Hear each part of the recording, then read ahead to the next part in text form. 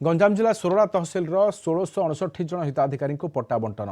सोरडा निकट जलभंडार 6टी पंचायतर 17टी गाँवर लोकों दीर्घ 127 वर्षर समस्या आज दूर होउछि।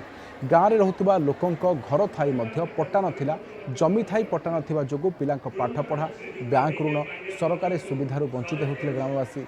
गत किछि दिन तले 5T एवं नवीन ओडिशा अध्यक्ष कार्तिक पांड्यान सोरडा गस्तरे आसी एही अंचलर लोकों ठारू समस्या ग्रहण करथिले एवं युद्धकालीन भित्तिरे समस्या समाधान होइतिला।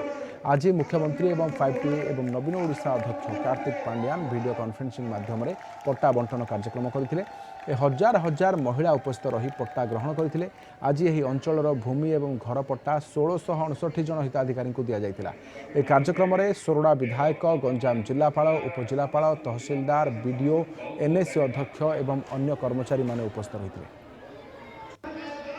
हमर 17टी गाँव एलिजिबल बेनिफिशियरीज को पट्टा बंटन माने जो प्रक्रिया अच्छी राजस्व प्रक्रिया से अंतर्भुक्त करथिले। से होमस्टेड घरडीह भी आवेदन आसीथिला, चाष जमी भी मध्य आवेदन आसीथिला एवं आमे ताकू सब प्रोसीजर फॉलो करिके पट्टा बंटन कार्य आरंभ करिछु। या पर्यायक्रमे मध्य आगु चले। पिलाने पाठ पढ़ी पारु नथिले कि लोन खंडे मिलु नथिला कि पुओ झिंगर बाहागर होई पारु से जोगु आदि पट्टा मिलबार हम बहुत खुशी होत।